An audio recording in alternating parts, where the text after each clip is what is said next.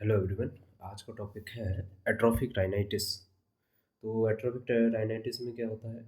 ये भी एक क्रोनिक इन्फ्लामेटरी कंडीशन है जहाँ पर नोज़ की जो म्यूकोसा है उसमें एट्रोफी हो जाती है। एक कंडीशन देख रहे थे जहाँ पर हाइपरट्रॉफी हो रही थी। ये कंडीशन है जहाँ पर एट्रोफी हो रही है। बहुत ज़्यादा एक्सेसिव इस्तेमाल करने की वजह से वहाँ जो म्यूकोसा होती है वो बहुत ज़्यादा डैमेज हो जाती है और उसमें एट्रोफी हो जाती है।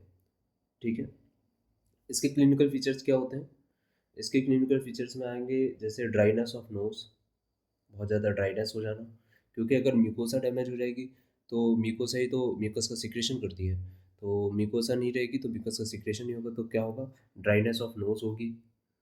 और क्या होगा? नेसल ऑब्स्ट्रक्शन होगा, हेडेक होगा और रेटिरो ऑर्बिटल पेन भी होता है। पेन और प्लस हैवीनेस, एक हैवीनेस फीलिंग बनी रहेगी, कुछ भरा हुआ है। ठीक। और सेंसेशन होता है रॉनेस का, कच्चापन महसूस होता है नेसोफेरिंग्स में। किसमें? नेसोफेरिंग्स में। ठीक है। अब नेसल सीक्रेशन जो होते हैं ना वो जम जाते हैं। जितने भी नेसल सीक्रेशंस होते हैं वो ड्राई होते हैं और क्रस्ट का फॉर्मेशन कर लेते हैं। तो क्या होता है? क्रस्ट का एक्युमुलेशन होता है। और ये क्रस्ट का एक्युमुलेशन जो हो रहा है इसकी वजह से भी सांस लेने में दिक्कत आएगी।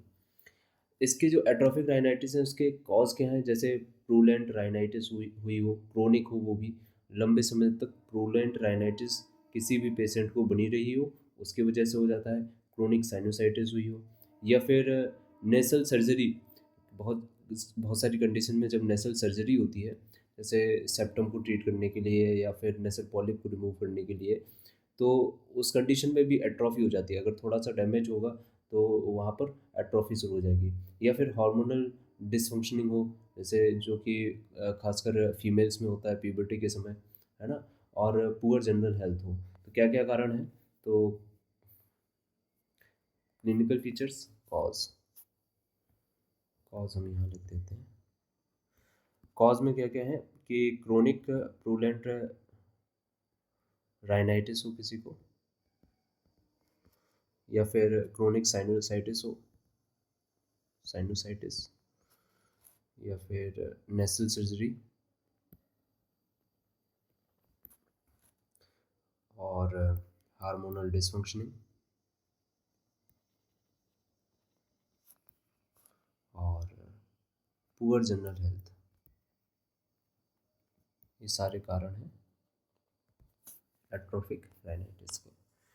क्लिनिकल फीचर्स ये हो गए। साइन में अगर हम देखें तो क्या क्या मिलेंगे? ये सिम्टम्स हैं। साइन में एक तो नोज जो होगी वो कैसी हो जाएगी? ब्रॉड हो जाएगी। तो ब्रॉड नोज मिलेगी। वाइड नॉस्ट्रल्स मिलेंगे। कैसे? वाइड नॉस्ट्रल्स मिलेंगे। और नेसल कैविटी जो है वो क्रस्ट से भरी हुई मिलेगी, filled with filled with crust.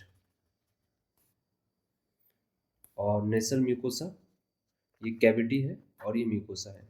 Mucosa जो होगी वो कैसी रहेगी? ड्राई रहेगी और प्लस एट्रॉफी देखने को मिलेगी उसमें। तो ये इसके कुछ साइंस हैं जो हमें देखेंगे, देखने को मिलेंगे कि इसकी नोज़ जो है ब्रॉड हो गई है, वाइड नॉस्ट्रल्स हो गए हैं। वो उंगली भी करेगा, बार बार उसको निकालने की, क्रस्ट को निकालने की कोशिश भी करेगा। जैसे बोरिंग ऑफ नोज़ हम लोग पढ़ते हैं, सीना में पढ़ते हैं ना। तो ये सब साइन मिलेंगे और कुछ सिम्टम्स मिलते हैं कि भाई ड्राइनेस ऑफ नोज है, नेसल ऑब्स्ट्रक्शन है, हेडेक है, retro orbital pain, heaviness feeling होती है, सर में भी रूट ऑफ नोज पर होती है, और हेडेक एक बना रहता है। एक हेड में ऐसा फीलिंग होगा कि कुछ भरा हुआ है ना, उसको वो निकालने की कोशिश करता रहेगा। ठीक। कॉम्प्लिकेशंस क्या हो जाते हैं? कॉम्प्लिकेशंस में आते हैं कि भाई नोज़ में डिफ़ॉर्मिटी हो जाती है। अगर लंबे समय तक इस तरह की कंडीशन बनी रहेगी तो नोज़ बिगड़ जाएगी, उसका शेप बिगड़ जाएगा। और क्या हो जाता है कि सेप्टल परफोरेशन, जो सेप्टम है उसमें परफोरेशन होने का चांसेस बढ़ जाता है। ठीक है। तो ये कुछ एक आध कॉम्प्लिकेशंस हैं इसके। अच्छा, प्रोग्नोसिस कैसी होती है? यार इसकी प्रोग्नोसिस बेकार है। क्रोनिक परसिस्टेंट डिजीज़ है तो प्रोग्नोसिस क्या है कि अ, थोड़ा सा अ, बेकार होती है ना, बहुत जल्दी आराम नहीं मिलता है। ठीक है। इसका मियाज़ में कैसा है, इसका भी साइकोटिक है मियाज़ में, क्योंकि इसमें भी हमारी नेसल मेम्ब्रेन जो हो रही है वो एट्रोफी हो रही है, इसमें ग्रोथ तो नहीं हो रही है बट एट्रोफी तो हो रही है ना, तब भी ये कैसा रहेगा, साइकोटिक रहेगा। ठीक है। जनरल मैनेजमेंट में क्या करते हैं, नेसल हाइजीन को बना के रखते हैं, जो भी नेसल डिस्चार्जेस होते हैं उनको रिमूव करते रहते हैं जिससे वो क्रस्ट का फॉर्मेशन ना हो। ठीक है। और न्यूट्रिशन वगैरह लेते रहते हैं। तो ये तो जनरल मैनेजमेंट है। अगर हम ट्रीटमेंट की बात करें तो कौन कौन सी ड्रग्स हम दे सकते हैं पेशेंट को, हम लोग पहले भी पढ़ चुके हैं ये सारे ड्रग्स, लेकिन हम फिर से पढ़ रहे हैं। ठीक है। आर्सेनिक आयोडेटम, तो इसमें तो थिन वाटरी डिस्चार्ज होते हैं, तो ये थिन वाटरी डिस्चार्ज को देख कर नहीं देने वाले। ना हे फीवर है ना स्नीजिंग हो रही है। ठीक है।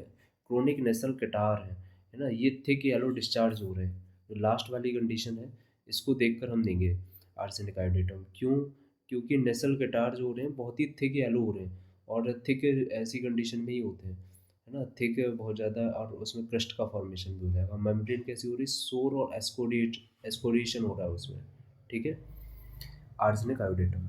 कैलीबाइक्रोमियम कब देते हैं, तो इसके तो डिस्चार्ज हमें पता ही है, क्लिंकर्स इसमें प्रेजेंट होते हैं, क्लिंकर्स हो रहे हैं बहुत ज़्यादा, और जो डिस्चार्जेस होते हैं, सीज होते हैं, तो वायलेंट पेन होने लगता है उसी पर टू फोरहेड, है ना, तो कैलीबाइक्रोमियम तो आती है इस कंडीशन में, है ना। और टफ रोपी डिस्चार्जेस होते हैं, इसके भी कैसे, बहुत ही टफ रोप लाइक डिस्चार्जेस हैं। और इसके जो डिस्चार्जेस होते हैं पोस्टीरियर नेयर से भी होते हैं, तो वो सांस नहीं ले पाता है, ब्रीदिंग में डिफिकल्टी होती है। पेन कहाँ होता है, रूट ऑफ नोज़ पर, तो इसमें हम देख ही रहे हैं कि रूट ऑफ नोज़ पर पेन हो रहा है। ठीक है। तो ये इस कैटेगरी में आ जाती है कि पेन भी हो रहा है इसमें रूट ऑफ नोज़ पर। ओके। और बच्चे में स्नफलिंग भी होती है, मतलब बार बार वो स्नफलिंग मतलब सरूटने तो होता है, नाक को बार बार खींचना, हाँ, फुलनेस हो जाती है, रूट ऑफ नोज़ पर उसको फील होता है कि कुछ भरा हुआ है, ऑब्स्ट्रक्शन होता है नोज़ का, और फ्रंटल साइनस में क्रोनिक इन्फ्लामेशन होता है, तो क्रोनिक कंडीशन आ रही है ना, और लॉस ऑफ स्मेल भी हो जाता है। हाँ, एट्रोफी अगर म्यूकोसा की होगी तो लॉस ऑफ स्मेल भी होगा, हमने सिम्टम नहीं लिख रखा है बट लॉस ऑफ स्मेल भी देखने को मिलेगा। कैली म्यूरिटिकम, इसमें फ्लैगम जो वाइट और थिक होते हैं, यहाँ थिक डिस्चार्जेस हो रहे हैं ना, अब थिन वाले हटा दिए हमने, एलियम सिपा, आर्सेनिक, और दूसरी जितनी भी थी यहाँ पर थिन डिस्चार्जेस हो रहे थे, वाटरी डिस्चार्ज हो रहे थे, वाटरी आइस थी, वो सारी मेडिसिन हटा दी हमने, सिर्फ वो मेडिसिन यहाँ पर थिक डिस्चार्जेस हो रहे हैं या डिस्चार्जेस हो ही नहीं रहे हैं, है ना, वो सबसे बेस्ट काम करेगी, जहाँ डिस्चार्जेस बिल्कुल भी नहीं हो रहे हैं, है ना। सो इसमें क्या है, स्टफ़ी एक तो फिल्म वाइट और थिक होता है, और स्टफ़ी कोल्ड फीलिंग होती है, नोज ब्लीड होती है। ठीक है। एक नई मेडिसिन ऐड हो रही है, लैम्ना माइनर। लैम्ना माइनर में क्या होता है, स्मेल जो होती है प्यूट्रिड होती है या फिर तो ख़त्म हो जाती है, एक प्यूट्रिड स्मेल आती रहती है या फिर स्मेल बिल्कुल भी नहीं आती है। ठीक। डिस्चार्जेस कैसे होते हैं इसके, क्रस्ट इसमें भी बन जाती है, देखो इसमें क्रस्ट है, क्रस्ट का फॉर्मेशन हो रहा है और म्यूकोप्रूलेंट डिस्चार्ज हो रहे हैं। ठीक है। क्रस्ट का फॉर्मेशन हो रहा है, म्यूकोप्रूलेंट डिस्चार्ज है, और पोस्टीरियर नेसल में ड्रूपिंग होती है। तो प्रूलेंट डिस्चार्ज कैलीबाइक्रोनियम के तो नहीं दे रखे बट क्रस्ट तो दे ही रखा है ना उसमें भी, और नेसल ड्रूपिंग उसमें भी है ना, तो ये इसमें हम कंपेयर कर सकते हैं। और ड्राइनेस होती है नेसोफेरेंस में, बहुत ज़्यादा ड्राइनेस आ जाती है, तो क्रस्ट का फॉर्मेशन है, ड्राइनेस है, और ये सारी सिम्टम्स हमें एट्रोफिक राइनाइटिस के दिखाई दे रहे हो। पेन होता है कहाँ, नोज से लेके ईयर तक होता है, स्ट्रिंग जैसे कोई धागे जैसा खिंच रहा हो। ठीक है। जब एडमिटेड कंडीशन होती है, जब स्वेलिंग हो जाती है, तो नेसल ऑब्स्ट्रक्शन में थोड़ा सा आराम मिलता है, ये थोड़ा सा यूनिक और पिक्यूलियर सिम्टम है इसका, याद रखना इसको। इसके बाद सेलिशिया, ये तो हम पढ़ ही चुके हैं, ये तो इसमें तो ऑब्स्ट्रक्शन है, ड्राई हार्ड क्रस्ट है, इसमें कैसी हार्ड क्रस्ट है, अभी सेलिशिया याद रखना है। देखो इसमें क्रस्ट बन रही है, लेमना में क्रस्ट बन रही है, इसमें भी क्रस्ट बन रही है कैलीबाइक्रोमियम में, लेकिन हार्ड क्रस्ट किस में बन रही है, हार्ड क्रस्ट हमें इसमें देखने को मिल रही है, क्योंकि बहुत रेयर है भी, है ना। ड्राई हार्ड क्रस्ट होती है, लूज़ अगर उसको करते खींच देते हैं, जैसे निकाल देते हैं, तो ब्लीडिंग होने लगती है, सेप्टम का परफोरेशन भी देखने को मिल रहा है, और स्मेल का लॉस हो रहा है। तो सेलिशिया बहुत अच्छा काम करती है अगर इस तरह की हार्ड क्रस्ट बन रही हो, है ना, ऑब्स्ट्रक्शन हो रहा हो। ओके। सेलिशिया के बाद सेम्बुकस, सेम्बुकस में तो बच्चों को देखो हमने बताया था कि रात में जो है बच्चे सो नहीं पाते हैं, उनको उठकर बैठना पड़ता है, इतना ज़्यादा ऑब्स्ट्रक्शन होता है, नोज़ बंद हो जाती है, बार बार नोज़ बंद हो जाती है, मे बी एट्रोफिक राइनाइटिस की वजह से ऐसा होता हो। ठीक है। बहुत ज़्यादा ड्राई ड्राई नोज़ रहती है, ड्राइनेस बहुत ज़्यादा है, यहाँ पर भी ड्राइनेस है, ड्राई कोराइजा होता है, बहुत ज़्यादा जो डिस्चार्जेस होते हैं, होते नहीं हैं, डिस्चार्जेस नहीं होते, कम होते हैं। तो सैम्बुकस में डिस्चार्जेस कम हो रहे हैं, और सेलिशिया में भी कम हो रहे हैं, और लेमना माइनर में भी डिस्चार्जेस बहुत ही म्यूकोप्रूलेंट हैं और कम हो रहे हैं, है ना। इसमें ड्राई नहीं, इसमें क्रस्ट का फॉर्मेशन हो रहा है ना। और बाकी कैलीम्यूरेटिकम में भी ऐसे ही है, थिक और बहुत ज़्यादा वाइट है। ओके। और अगर हम बात करते हैं आर्सेनिक आयोडेटम की, तो इसमें डिस्चार्जेस थिन भी हैं और क्रोनिक कंडीशन में थिक भी हैं। तो आयोडेटम दोनों कंडीशंस में दिया जा सकता है। अगर हे फीवर है, वाटरी आइज है, तब भी दिया जा सकता है, और अगर नेसल कटार क्रोनिक है तब भी दिया जा सकता है। ठीक है। तो कुछ एक मेडिसिन ऐसी होती हैं कि दोनों कंडीशन में दी जा सकती हैं, कुछ एक मेडिसिन ऐसी होती हैं तो सिर्फ एक ही कंडीशन में दी जा सकती हैं। तो इसमें बच्चे को नर्सिंग में भी दिक्कत होती है ना, ये वाली मेडिसिन खासकर बच्चों के लिए बनी हुई है। ठीक। इसके बाद है स्टिक्टा, ये भी एक नई मेडिसिन इंक्लूड हो रही है जो कि हम लोग ने अभी तक नहीं पढ़ी है। स्टिक्टा पर्टिकुलरली लिख रखा है, बोरिक ने लिख रखा है एट्रोफिक राइनाइटिस के लिए बनी हुई है। ठीक है। तो इसको तो इंडिकेट ही कर दिया उन्होंने कि एट्रोफिक राइनाइटिस में देना है, तो इसके सिम्टम्स तो लगभग सभी मैच करेंगे। तो ड्राइनेस हो जाती है नसल मेम्ब्रेन की, कंटिन्यूसली वो ब्लो करने की कोशिश करता है लेकिन कोई डिस्चार्जेस नहीं होते हैं, ड्राई स्कैब्स बन जाते हैं, है ना। स्कैब्स वही क्रस्ट बन जाना, और इवनिंग में मॉर्निंग में बहुत ज़्यादा होती है। सेलिशिया में भी देखना मॉर्निंग में क्रस्ट बन रही है, वैसे ही इसमें इवनिंग और मॉर्निंग, सॉरी नाइट में, फिर से रिपीट कर रहा हूँ, इवनिंग और नाइट में किस में बन रही है, इसमें बन रही है स्टिक्टा में, और मॉर्निंग में सेलिशिया को प्रॉब्लम हो रही है ना। ऑब्स्ट्रक्शन इसमें सिनीजियम बोल रखा है मॉर्निंग में, बट मॉर्निंग में शायद इसकी दिक्कतें बढ़ती हैं ना। तो इवनिंग और नाइट में किसकी दिक्कतें हो रही हैं, स्टिक्टा की। और हे फीवर में भी दे सकते हैं। अच्छा, हे फीवर में हम लोग ने इंक्लूड नहीं किया है, आप लोग लिख लीजिएगा कि हे फीवर में भी हम इन जब बहुत ज़्यादा स्नीजिंग हो रही हो और रुक ना रही हो, इन सीजेंट है ना, तो उसमें भी हम दे सकते हैं। और क्या होता है, फीलिंग ऑफ फुलनेस इसको बनी रहती है, रूट ऑफ नोज पे, फोरहेड पे एक फीलिंग बनी रहती है। अगर देखो ऑब्स्ट्रक्शन है तो ये वाली फीलिंग होती ही है कि कुछ भरा हुआ है। रूट ऑफ नोज पर पेन होना और हेडेक, सर भारी भारी सा लगना, ये एक ऑब्स्ट्रक्शन का कारण बनी जाता है। ठीक है। ऑब्स्ट्रक्शन की वजह से ऐसी फीलिंग आ ही जाती है। इंटरमिटेंट की बात करें तो कैलकेरिया कार्व है।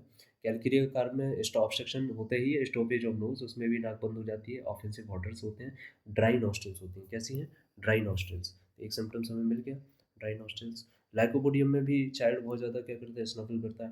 हाँ, dry nose stop at night, किसमें ड्राई नोज है, ड्राई नोज है और रात में बंद हो जाती है।